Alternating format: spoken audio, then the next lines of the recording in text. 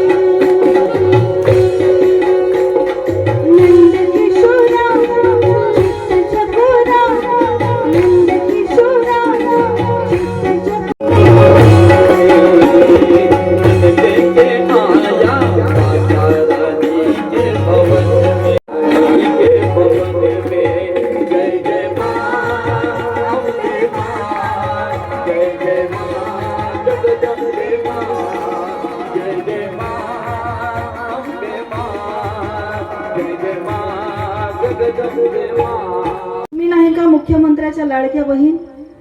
तुम्हाला एक सांगू, ज्या दिवशी परमार्थात पहिलं पाऊल टाकलं होतं ना, त्या दिवशी मी संतांची लाडकी लेक झाली. मला मुख्यमंत्र्याची लाडकी बहीण होण्याची गरज नाही. लाडकी लेक मी संतांची, मजवरी कृपा बहुतांची. संतांची लाडकी लेक ज्या दिवशी पासून झाली, आता कुणाचं लाडाची होण्याची अजिबात गरज राहिली नाही. आणि म्हणून ती भगवती जगदंबा कृपा आपल्यावर नक्कीच करते.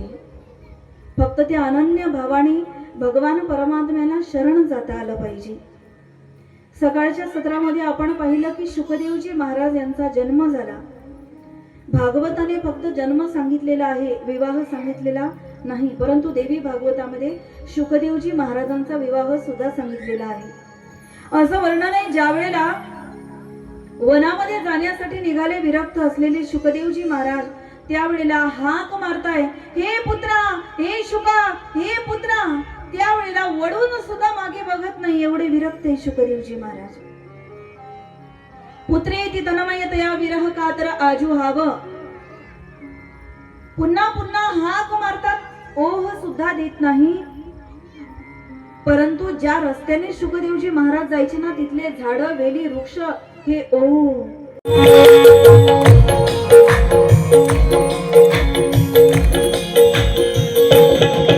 जहाँ आसमान से बातें करते मंदिर और शिवाले, किसी नगर में किसी द्वार पर कोई न ताला डाले, कोई न ताला डाले.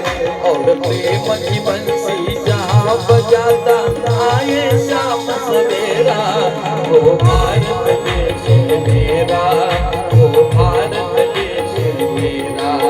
या सत्य अहिंसा और धर्म का पग पग लग